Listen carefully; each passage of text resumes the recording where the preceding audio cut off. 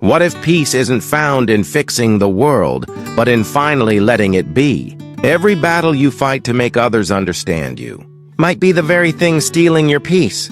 Here's a truth the Stoics whispered centuries ago. When you stop trying to control everything, you start to control yourself. We spend so much of our lives trying to make the world bend to us, adjusting people, correcting their behavior, explaining ourselves over and over again, hoping that one day they'll finally get it. We chase peace through control, not realizing that control itself is what keeps peace out of reach. The tighter we grip, the faster life slips through our fingers. And that's where this quiet, powerful idea enters, not as a shout, but as a whisper. Let them. Let them misunderstand you. Let them misjudge you. Let them choose what you wouldn't. Let them fail. Let them walk away. Let them think they're right. Let them talk too much or say nothing at all. Let them be careless, distant, loud, or silent. Let them be who they are, while you remain who you are. Because this phrase, let them, is not weakness. It's mastery. It's not indifference. It's clarity. When you stop trying to manage how others think, speak, or react, you stop draining your soul dry. You stop waking up already tired, already defensive, already replaying conversations that never even happened. You reclaim your energy that used to be spent trying to control people who were never yours to control. And without realizing it, you've been living reactively, responding to their moods, their opinions, their choices, instead of living intentionally, guided by your own values. The Stoics understood this long before modern psychology gave it a name. They taught that peace does not come from controlling the world, but from mastering your response to it. Epictetus said it simply, "Some things are within our control, and some are not." Most people nod at that truth and move on, but the few who live it become untouchable. Not cold, not emotionless, just calm, unshaken by noise, clear on what matters, detached from what doesn't. That's the essence of the let them theory. A mindset shift that frees you from the invisible weight you've been carrying. Other people's opinions? Let them. Their expectations? Let them. Their resistance to your growth? Let them. Because the moment you start chasing peace in them, you abandon peace in you. Now, this doesn't mean you become passive. It doesn't mean you tolerate disrespect or accept mistreatment. We'll talk about boundaries later, but it does mean you stop confusing your role in life. Your job isn't to change people. Your job is to observe, to discern, to choose, and if needed, to walk away silently without drama, without needing to prove a point. Because every time you stop fighting battles that don't serve your peace, you reclaim power you didn't even realize you'd lost. Mental space, emotional clarity, creative energy. You stop rewriting reality and start accepting it. Not because you approve of it, but because you've decided to direct your energy toward becoming, not convincing. Think about how many times peace was within reach, but you lost it because you just couldn't let them. Let them go. Let them change. Let them stay stuck. Let them talk. Let them walk away. Let them shine, fall, or fade. Let them reveal who they truly are, while you focus on who you are becoming. Because in the end, let them isn't just a rule for the world. It's a rule for your soul, a practice, a mindset, a quiet rebellion against chaos, grounded in ancient Stoic wisdom made urgent by modern noise. A way of moving through life with less resistance and more clarity, with less noise and more truth. Today, we're going to break it down together. 10 reflections, 10 practical ways to bring this let them theory into your daily life. Not as an idea to admire from afar, but as a discipline to live. Because the most peaceful people in the world aren't the ones who've escaped conflict. They're the ones who've stopped trying to control what was never theirs to begin with. So take a slow breath. Release your need to make others fit your expectations. And let this be the moment you finally choose peace over power, clarity over control, and growth over ego. Let's begin. Let them be who they are. There's something deeply liberating, almost spiritual, about allowing people to reveal themselves without interruption. No correction, no persuasion, no attempts to rewrite them into the version you wish they were. Just quiet, calm observation, watching who they choose to be when no one is managing their behavior. This is where the let them mindset truly begins. Not in judgment, not in silence heavy with resentment, but in genuine detachment. The kind that comes from understanding one simple truth. People are who they are.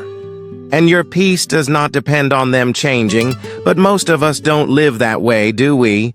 We try to edit people. We try to fix, guide, correct, persuade, coach, argue, hint, even manipulate. All in the name of connection, loyalty, or love. And in doing so, we forget something vital. True clarity doesn't come from who we want people to be. It comes from watching who they become when we stop trying to control them. Letting people be who they are doesn't mean you approve of their choices. It simply means you're done wasting your energy trying to mold them into someone they have no interest in becoming. It's about stepping back, not with anger, but with awareness. Because the more you try to change someone, the more they'll resist you, or perform for you, or resent you. Either way, you'll never truly know them. You'll only know the version they create in response to your pressure. And that's dangerous, because it builds a false connection. You think you've changed them, guided them, helped them grow, but in truth, you've only created a performance, a fragile harmony that collapses the moment you stop holding it up. The Stoics would call this a failure of wisdom, because it reveals a misunderstanding of control, mistaking influence for power and change for growth. The wise path is different. It says, let them talk, let them act, let them reveal themselves. Because once they do, you can finally make a clear decision, not based on potential or fantasy, but based on truth. Letting people be who they are also protects you from self-deception. How many times have you ignored red flags because you believed you could change someone? How many times have you poured your energy into potential instead of presence? How often have you seen what you wanted to see and suffered for it? That kind of suffering isn't noble. It's not love. It's attachment mixed with illusion, and nothing destroys inner peace faster. But when you begin to live the let them mindset, your vision sharpens. You start to see clearly. You notice how people speak to others when they have nothing to gain. You watch how they handle stress, disappointment, or success. You stop reacting. You start reflecting. You stop projecting. You begin perceiving. That's where wisdom begins. Not in control, but in clarity. That awareness becomes a source of inner power. Not power over others, but power within yourself. The power to choose who you let in, who you invest in, and who deserves access to your energy. You stop chasing compatibility. You begin to realize that if someone requires your constant effort just to stay close, they were never really close to begin with. They were being carried. Yes, love, friendship, and connection all require effort, but they should never demand that you abandon yourself just to keep someone else comfortable. Allowing people to be who they are also means giving them the freedom to fail, to lie, to disrespect, to reveal their true values. And instead of reacting with anger or heartbreak, you respond with clarity. You simply say, "Thank you for showing me." Because that response doesn't come from weakness. It comes from sovereignty. It comes from knowing your standards so deeply that you don't need to scream them at anyone. You just walk away when they're crossed. This mindset frees you from the exhausting cycle of over-explaining. If someone misunderstands you, let them. If they misread your silence as arrogance, let them. If they interpret your distance as coldness, let them. Because it's not your job to convince people of your worth. Your job is to embody it, and those meant for your life will recognize it. The rest, let them fade away. Of course, that's easier said than done, especially when you still care, especially when you still see potential in someone. But wisdom means letting go of who someone could be and making decisions based on who they actually are. That's not cynicism. That's clarity. So ask yourself, who in your life are you still trying to change, fix, or save? And what would happen if you simply stopped, and not with bitterness, but with peace? With that quiet knowing that when you let people be who they are, you finally create space to become who you are meant to be. Let them show you who they are. Then decide. Detachment brings peace. There's a specific kind of exhaustion that comes from carrying what was never yours to hold. The thoughts of others, their choices, their mistakes, their moods, their silence, their reactions. We keep trying to fix people, solve situations, hold everything together, and then we wonder why we're burnt out, anxious, angry, or resentful. The truth is, peace doesn't come from control. It comes from detachment. But let's be clear, detachment is not indifference. It's not coldness. It's not shutting down emotionally or becoming numb. Detachment is a conscious choice to release what you cannot control and to reclaim what you can, your thoughts, your actions, your energy. It's a practice, a discipline, a way of moving through life with open hands instead of clenched fists. The Stoics mastered this. They taught that serenity comes when you align your concern only with what is within your power. And they were right. Because the moment you release the illusion that you can fix, please, or protect everyone, you finally exhale. Your body relaxes. Your mind clears. Your heart opens. When you're attached to everything, everything can hurt you. Every word feels personal. Every delay feels like rejection. Every disagreement feels like a threat. But when you practice detachment, you start seeing things for what they are, not what your fear says they are. Someone doesn't reply to your message. That's not proof of your unworthiness. It's just silence. When someone criticizes you unfairly, remember this. It's not a reflection of your worth. It's a reflection of their perception. Detachment helps you create that vital space between the trigger and the story you tell yourself about it. And in that space, in that quiet, sacred space, peace begins to live. When you detach, you stop being a puppet pulled by the strings of other people's moods and opinions. You no longer get yanked around by every emotional shift in someone else's behavior. You stop trying to decode what they're thinking, stop managing their emotions, stop reacting to every small change in tone, every delayed reply, every subtle sign of disapproval. Because now, you've learned to stay rooted in your own center. And that center isn't built on chaos, it's built on clarity. Detachment gives you back your power. When you're overly invested in everyone else's experiences, you lose access to your own. You forget what you need. You silence your intuition. You scatter your focus trying to hold everyone else together. But when you start pulling your energy back, something shifts. You start feeling again, thinking clearly again, moving intentionally again. And that small shift creates momentum, the kind that actually changes your life, not just your mood. Still, detachment doesn't come easily. At first, it feels unnatural, especially if you've spent years over-giving, over-explaining, or finding your worth in being needed. It will feel like you're being distant, like you're doing something wrong, like you're being selfish. But that discomfort isn't truth. It's just the old program resisting the new standard. Because detachment is not withdrawal, it's elevation. It's choosing not to drown in other people's emotions just to prove that you care. Sometimes the kindest thing you can do for someone is to let them face their own consequences.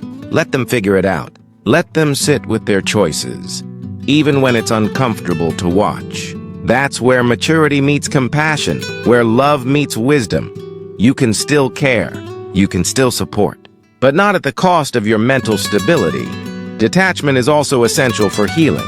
If you're trying to move forward while still being energetically tied to the people or patterns that broke you, you'll remain stuck in place.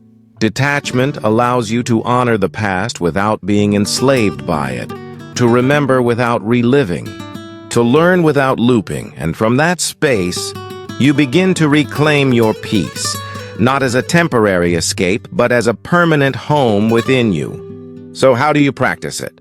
You pause, you breathe, you notice your urge to react, and you choose reflection instead. You ask yourself, is this mine to fix? Is this mine to hold? Is this mine to carry?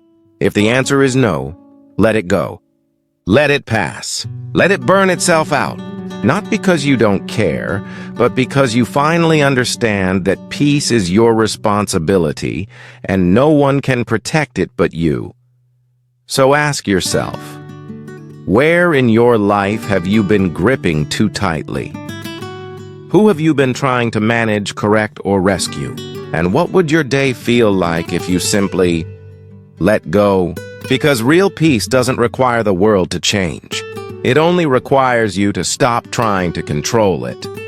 Control often comes from anxiety, but it doesn't always look like fear. At first, it feels like order, like logic, like responsibility. You tell yourself you're just trying to help, to guide, to prevent mistakes. But beneath that polished surface, there's something else. A quiet tension in your chest, a mental checklist that never ends, an inner whisper that says, if I don't manage this, everything will fall apart. That voice is anxiety. It disguises itself as love, as protection, as duty. But at its core, the need to control is not about others. It's about your own discomfort with uncertainty. You fear what might happen if people make their own choices, if they walk away, if they disappoint you, if they don't follow the script you've written for them in your mind. You tighten your grip, not because you're strong, but because you're scared. The Stoics never lived under the illusion of control. They saw reality with brutal honesty. Most of what happens in life is beyond our power. What others say, do, or feel, that's their domain. The weather, the economy, the past, the future, even the opinions of strangers, none of it belongs to you. The philosopher Epictetus once said, make the best use of what is in your power, and take the rest as it happens. Yet for many of us, that surrender feels dangerous. It feels like letting go of control means losing safety. And that belief, that illusion, is what chains us to anxiety. The need to control is rarely about other people. It's about the story inside your mind. You tell yourself, if I can get them to change, I'll finally feel okay. If I can stop this mistake, I'll finally relax. If I can make them understand, I'll feel seen. But peace built on control is fragile. It shatters the moment anything or anyone steps out of line. True peace isn't built on resignation, but on acceptance. A deep understanding that you are not the director of everyone else's life. Control also creates a false sense of responsibility. You start carrying weights that don't belong to you. You think if someone is struggling, it's your job to fix it. If someone's upset, it must be your fault. If someone makes a poor choice, it reflects on you, but that's not care, that's codependency. And it drains you, not because people are broken, but because you're trying to be the glue holding everything together. But what if you dropped the glue? What if you allowed people to fall? Not because you stopped caring, but because you finally understood that they need to stand on their own. What if you stopped playing the role of emotional manager and started returning to your own center? That shift doesn't make you selfish. It makes you sovereign. You begin to separate your worth from other people's behavior. You stop taking everything personally. You stop trying to control what's outside you and focus instead on what's truly within your power. Your thoughts, your habits, your reactions, your choices. From that center, You begin to move through the world with less tension, less fear, and less exhaustion. Because you're no longer wasting your energy trying to bend reality to your will, you also begin to trust more, not blindly, but wisely. You trust that others have their own lessons to learn, that they will grow or not in their own time, that your silence can sometimes speak louder than words, that walking away can sometimes be the most powerful form of love. You learn to trust life, not because it's perfect, but because your peace no longer depends on its predictability. And here's what's most freeing. When you stop trying to control others, you create space for truth. And in that space, people will either rise or reveal. Either way, you gain clarity. And from that clarity, you make better decisions. Not emotional ones, but wise ones. So ask yourself, where in your life are you confusing control with care? What are you trying to fix, force, or manage, not because it's your duty, but because you're afraid? And what would happen if you trusted the process long enough to let go? Because behind every controlling habit lies an anxious heart, and behind every peaceful mind lies the courage to release. We live in a world that worships comfort. We rush to make things easier, faster, smoother, not just for ourselves, but for the people we love. And while that might look like compassion on the surface, it often robs them of the very thing they need most: the chance to fail, the chance to struggle, the chance to grow through their own experience. Letting people fail isn't cruelty. It's wisdom. It's restraint. It's the strength to step back and allow someone to face the consequences of their own choices. Because no matter how clearly you explain, how gently you warn, or how deeply you try to help, there are lessons that only pain can teach. And sometimes, the most loving thing you can do is nothing. But let's be honest, this is not easy. Especially if you're someone who feels deeply. You see someone heading straight toward a mistake, and every instinct inside you screams to interfere, to fix it, to rescue them, to say, "Don't do that." I've been there. I know how this ends. And maybe you do know. Maybe you're right. But here's the truth. Knowledge without experience doesn't stick. People rarely change because of what you tell them. They change because of what they feel, because they touched the stove, because they lost something they once took for granted, because they had to sit in the silence they themselves created. The Stoics understood this profoundly. They never saw suffering as the enemy, but as the crucible of transformation. As Seneca said, difficulties strengthen the mind as labor strengthens the body. We don't grow from comfort. We grow from contact with reality. And reality doesn't soften itself just to protect your feelings. It teaches you by exposing you to the truth. Letting people fail is not giving up on them. It's honoring that process. It's also how you honor your own boundaries. Because when you're always rescuing, you're always entangled.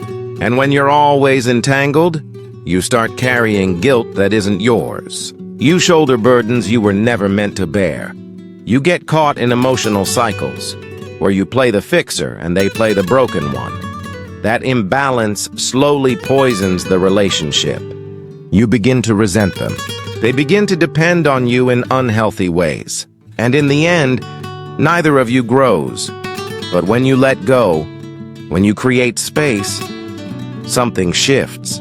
You stop trying to protect people from their own lessons. You stop playing the hero, the savior, or the martyr.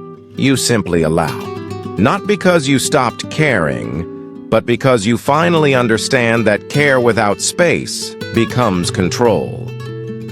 This is especially true in relationships, with family, with partners, with friends.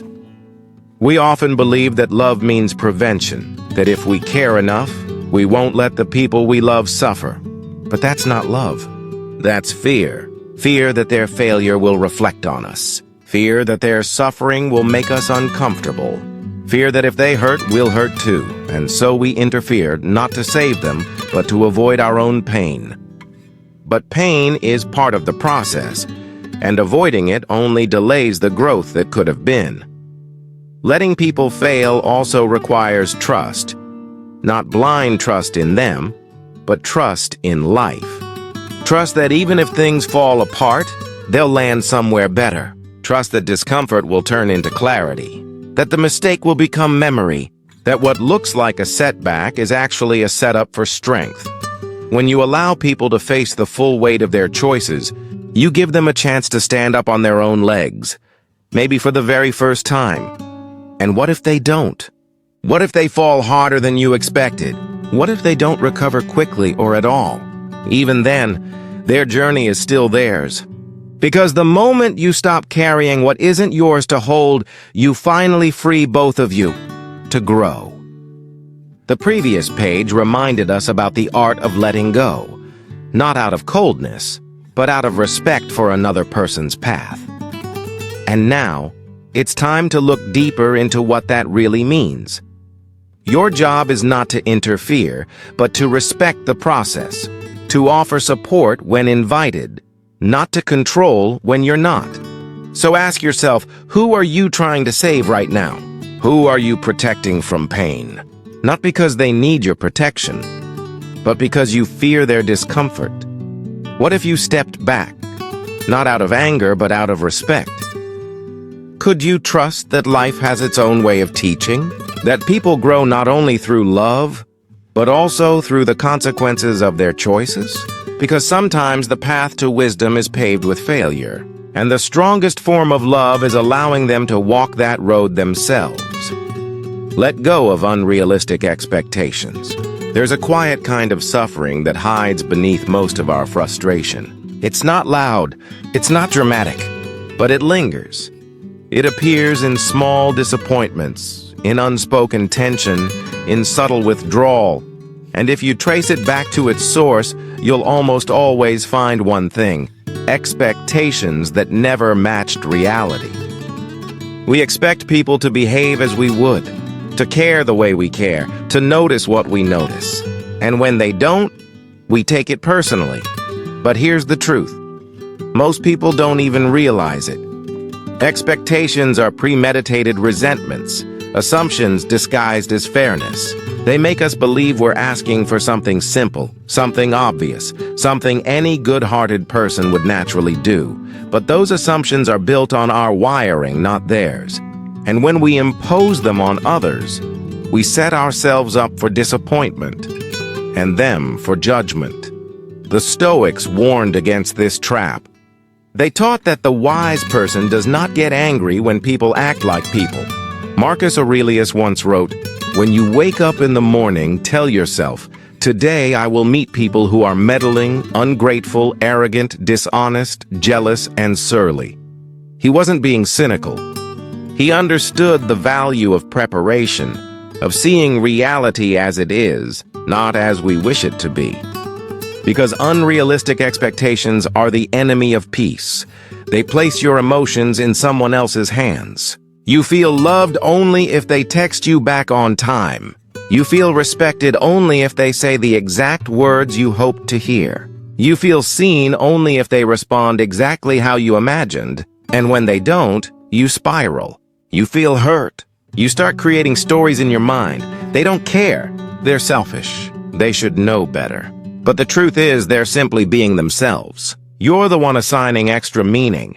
Letting go of unrealistic expectations doesn't mean lowering your standards.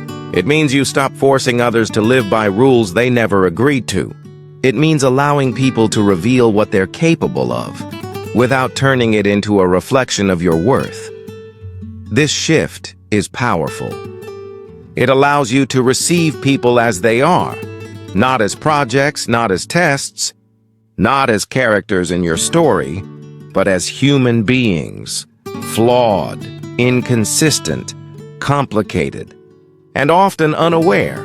And from that place of acceptance, you gain clarity. You can make decisions not from disappointment, but from alignment. Is this behavior something I'm willing to live with? Is this person operating in a way that supports my peace? If the answer is yes, that's wonderful. If not, you walk away. Not out of anger, but out of clarity. Most of the time, people aren't trying to hurt us. They're simply being themselves, acting from their own fears, their own habits, their own priorities. When we expect others to read our minds, to share our values, or to meet us at emotional depths they've never even visited, we plant the seeds of disappointment and for both sides. And then, when reality doesn't match the story in our heads, we call it betrayal. But it's not betrayal. It's simply a mismatch of expectations. Letting go of unrealistic expectations frees you from the burden of control. You stop entering every interaction with a hidden script. You stop measuring love by how closely someone fits your invisible checklist. And instead of focusing on what people lack, you begin to notice what they bring. This shift isn't always easy. It requires humility, the courage to admit that some of your pain didn't come from what others did, but from what you expected them to do. You'll have to face the part of yourself that still whispers, "If I love them enough, they'll change." Or, "If I'm clear enough, they'll finally meet me where I am." But the truth is, people don't change to match our love. They change when and only when they are ready.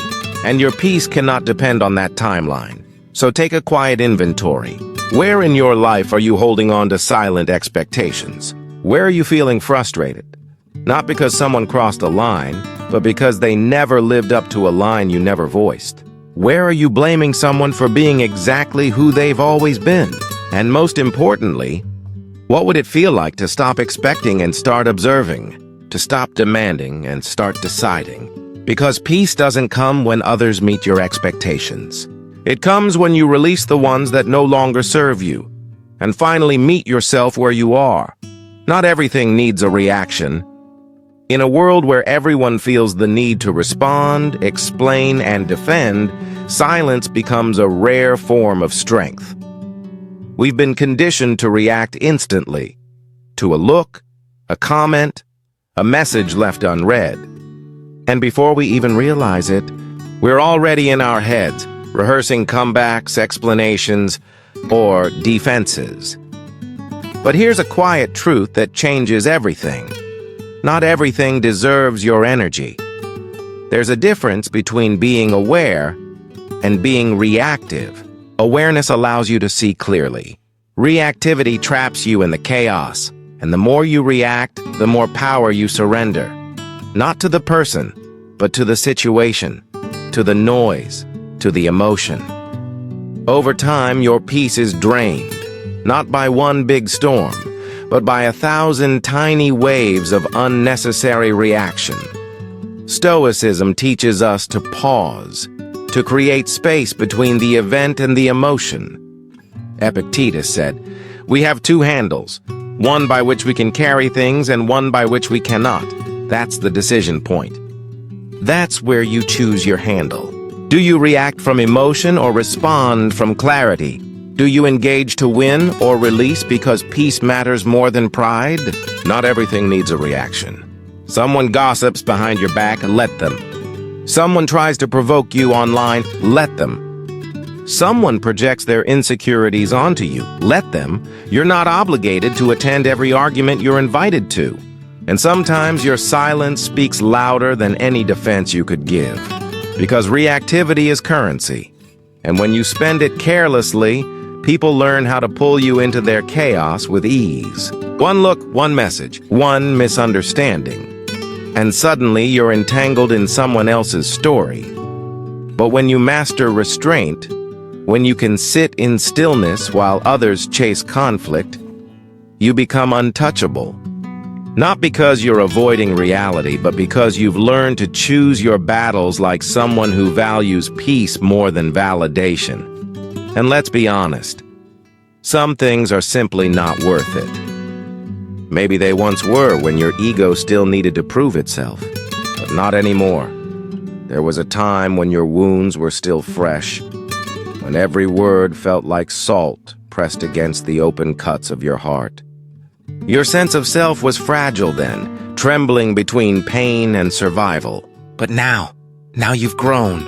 You've rebuilt yourself piece by piece, day by day. You've worked too hard to find your center, to stand tall again. And you won't let a careless comment or a thoughtless remark knock you off balance anymore.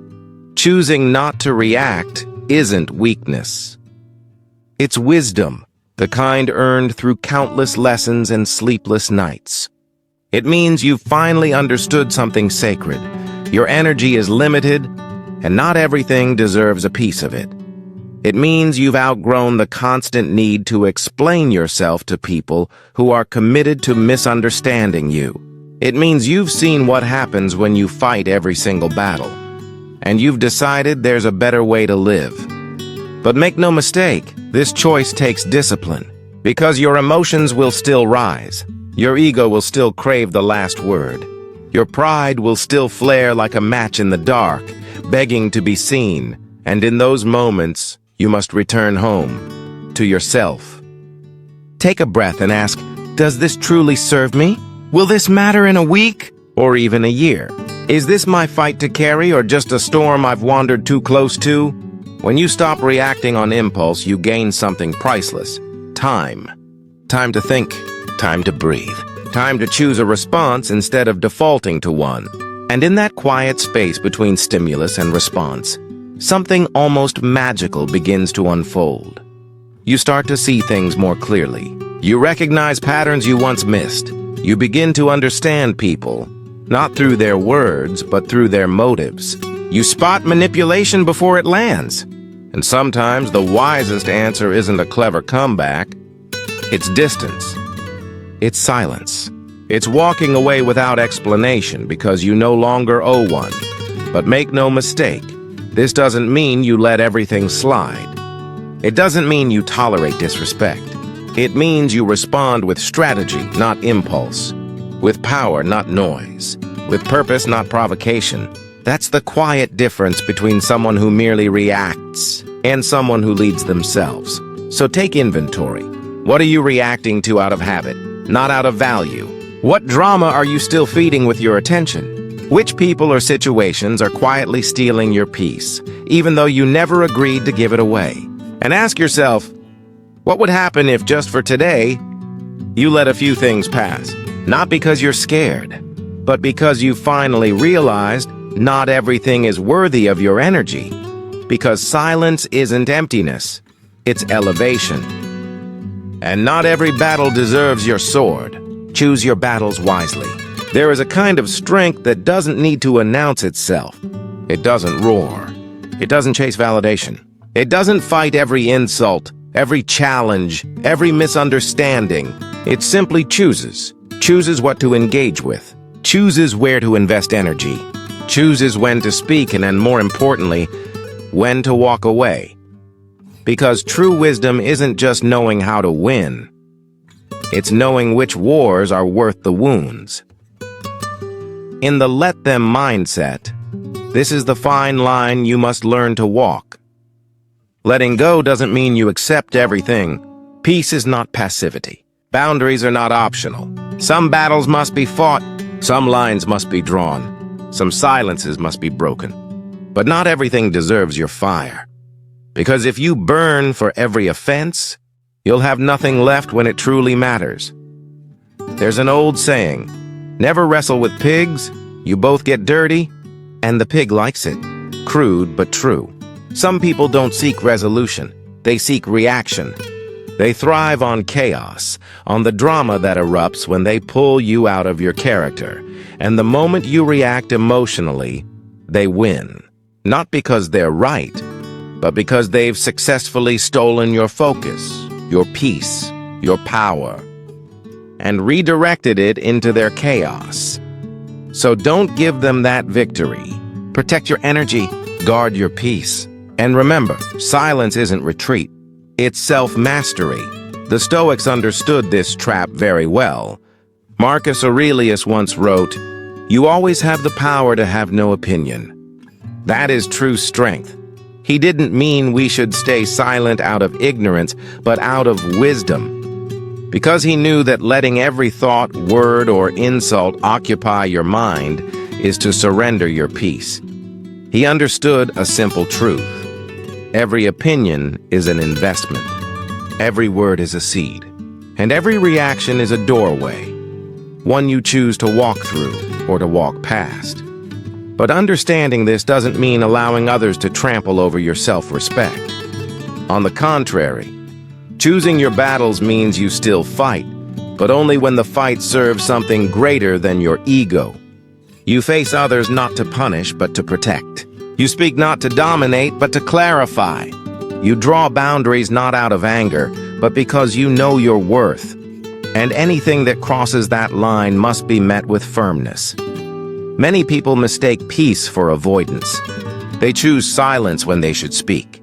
They let others cross their boundaries, slowly eroding their self-respect. They let it go not out of wisdom, but out of fear. But when you let everything slide, you're not at peace. You're passive.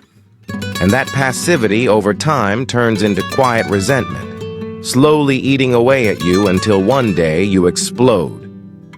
Not because of one thing, but because of 1,000 things you never said. So yes, choose your battles, but choose them with intention, with clarity, with purpose. Not every comment deserves a response, but some must be met with truth. Not every insult requires confrontation, but some demand distance. Not every silence should remain, but sometimes silence must speak through the sound of your boundaries. And this is where the let them mindset reaches maturity. You let others be who they are, but you also choose who gets to enter your world. You don't demand that they change. You change the distance you allow them to stand. You don't fight to convince. You live your truth and let your standards speak for themselves. Choosing your battles is also how you protect your energy. Ask yourself, what am I truly fighting for? Is it justice, or just the need to be recognized? Is it truth, or the desire to control? Is it necessary, or just a familiar pattern from your past? Sometimes we don't fight because we're right. We fight because conflict feels familiar. Perhaps we grew up in an environment where tension was normal, where peace felt foreign. But survival patterns are not life strategies. You don't need to draw your sword every time someone throws darkness your way. You don't need to prove your worth to anyone who doubts it. Sometimes real strength lies in restraint. So take a moment and look within. Which battles are draining you? Which arguments keep repeating themselves? Which situations are stealing your time without bringing you any growth? And ask yourself, what would your life look like if you stopped getting pulled into every emotional collision and instead stood firm in a deeper, quieter, clearer kind of power? Because wisdom isn't about avoiding conflict. It's about refusing to let chaos choose your battlefield. Eventually, you'll face a difficult question. How much of your life have you spent watching someone else's? How many hours have you wasted analyzing their words, their silence, their moods, their mistakes? How many nights have you lain awake, replaying conversations that didn't deserve to be remembered? While your own needs were ignored, your goals unfinished, and your peace quietly faded away? We care too much about others, who disappointed us, who ignored us, who didn't treat us the way we expected, that we forget ourselves. We stop showing up for our own lives. We abandon our habits, our boundaries, our rest, our creativity, all to manage someone else's mind. But the let them mindset reminds us of something simple yet powerful. It's time to redirect that energy back to yourself. It's time to stop checking on how everyone else feels and start checking in with your own emotions. Not in a self-centered way, but in a self-aligned way, the kind that brings you back to balance. Because peace doesn't come from fixing others. It comes from focusing on what you can control: your mind, your body, your habits, and your environment. Stoicism teaches this with remarkable clarity. Epictetus once said, "Man is not disturbed by things, but by the view he takes of them." And what are those imagined worries if not our endless obsession with how others think, act, or respond? We live more in our imagined stories than in reality. What did they mean by that? Are they mad at me? What if they never forgive me? These mental loops don't heal anything. They only pull you away from the one person you can actually change: yourself. Shifting your focus back to you doesn't mean you stop caring. It means you stop overgiving at your own expense. It means you bring the mirror back home and look within. Ask yourself, what do I truly need right now? What am I avoiding? Where have I outsourced my worth? Because the truth is, the more time you spend dissecting someone else's behavior, the less time you spend building a life you're proud of. It's a slow death by distraction. Every moment you waste wondering why they haven't changed is a moment you're not changing yourself. Every emotional spiral drains your mental clarity just a little more. And the hardest truth? No one is going to save you from this. No one will tap you on the shoulder and say, "Hey, you've been neglecting your growth while watching them live theirs." That awakening has to come from within. And when it does, everything shifts. You stop waiting, you stop analyzing. You stop seeking closure from people who never gave you clarity in the first place. You stop searching for peace outside of you and start creating it within, through discipline, through consistency, through presence. You make your bed. You show up for your workout. You keep your word to yourself, not because you're trying to prove something, but because you're done losing yourself in people who never earned that access. Then, slowly, you begin to see how much power you've been leaking through meaningless arguments, stagnant relationships, and endless thoughts that go nowhere. And finally, in one quiet moment of self-awareness, you say, "No more. This is my life, my energy, my time." And the instant you stop focusing on what everyone else is doing, you remember what you were meant to do.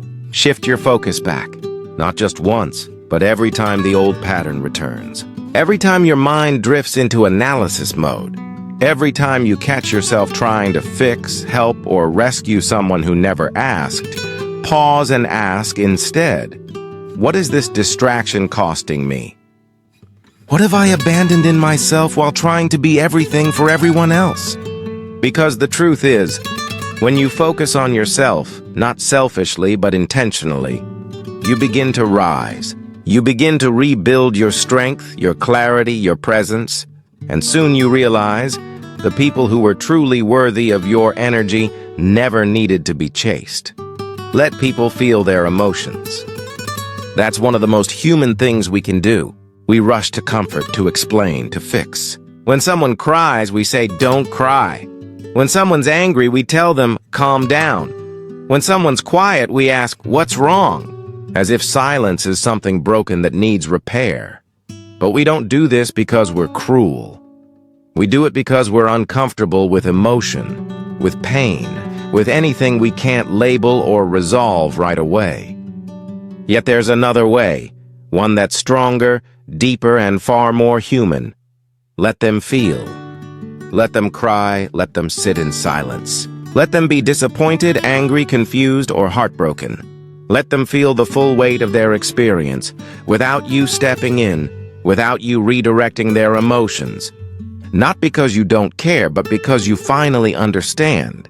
Feelings are not something to be feared. They are something to be respected. The world doesn't need more people who know how to fix things. It needs more people who know how to stay. People who can sit beside someone in the middle of a storm, without trying to stop the rain. Sometimes quiet presence is far more powerful than comforting words. Not the shallow, rehearsed lines like, "It's going to be okay," but the quiet message your presence sends. I'm here. I'm not trying to change what you feel. I'm simply here to feel it with you.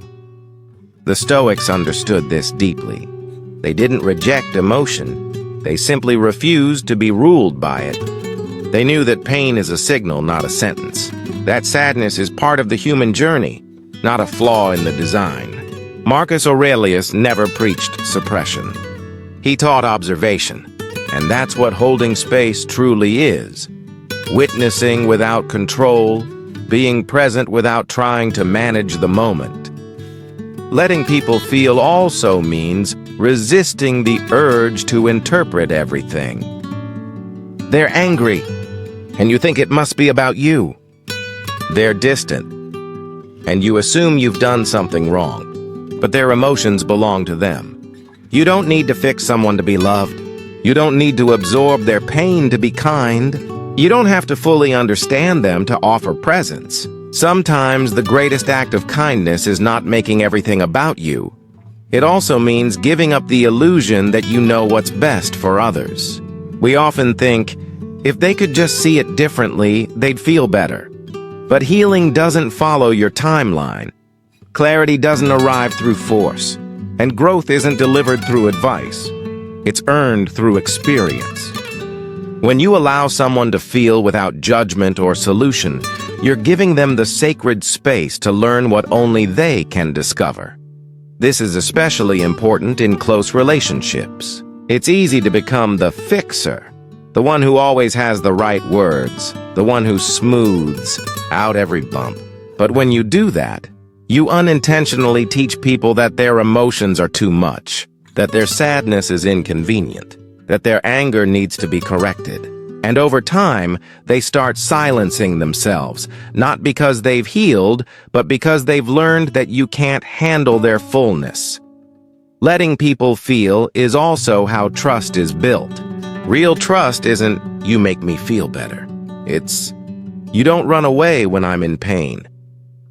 It's knowing someone can sit beside you in your darkest hour, without changing the channel, without being afraid of your sadness. It's knowing your struggle doesn't make them pull away. That's safety. That's love. That's maturity, and you deserve the same. You deserve people who don't just cheer for your highs, but who stay through your lows. People who don't minimize your pain or rush you to heal. People who know how to listen without fixing, who know how to be there, who can truly breathe with you when the weight of life gets heavy. And more importantly, can you become that kind of person first? Because if you want to find souls who meet you in silence instead of chaos, you must learn to be one yourself. So ask yourself honestly, where are you still trying to manage the emotional world of others? Where are you rushing someone through their pain, not because they need saving, but because you feel uncomfortable sitting in their storm? And what might happen if, instead of reacting, you simply stayed? If you just allowed the moment to exist without fixing, explaining, or fleeing? Sometimes, the deepest form of compassion isn't changing what someone feels. It's sitting with them long enough that they remember they're not alone. Let them. 2 small words, but they are a daily practice.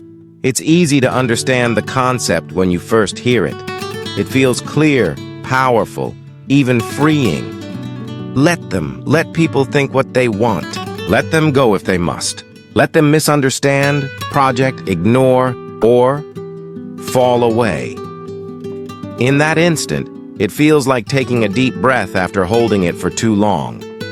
Like finally putting down a heavy weight you didn't realize you were carrying. But then life happens again. Someone disrespects you. Someone ghosts you. Someone disappoints you in the exact same way you thought you'd already healed from. And that's when you learn. This isn't a philosophy you master once. It's a practice you return to again and again. Every single day, life gives you 1,000 invitations to overreact, to explain, to prove, to control. And every single day, you have to decide, again and again, to let them. Not once, not perfectly, but consistently. Because let them isn't just a concept, it's a discipline, a daily re-entering, a conscious return to your own side of the street. It requires humility because there will be days when you forget, days when your old patterns scream louder than your new awareness, when your ego demands the last word, when silence feels like weakness and distance feels like rejection. On those days, you won't feel wise. You'll feel small, triggered, emotional. And that's exactly when the practice matters most. The Stoics never said detachment was effortless. They never claimed wisdom comes naturally. What they taught was repetition, reflection, and the constant refining of your response. Marcus Aurelius wrote in his journal every morning, not because he had mastered letting go, but because he hadn't. Because like us, he was human. Because like us, he needed reminders. And so do you. Every conversation becomes a choice. Engage or observe. Every opinion becomes a test. Defend or detach. Every emotional wave that hits your chest becomes an opportunity.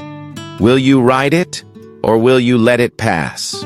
The more you practice, the more you realize peace doesn't come because life gets easier. It comes because you get clearer, stronger, softer where it matters, and unshakable where it counts. Let them is more than a phrase. It's a healing mantra. It teaches you to stop begging for closure, to stop chasing understanding from those who were never capable of giving it, to stop correcting stories that were never based in truth.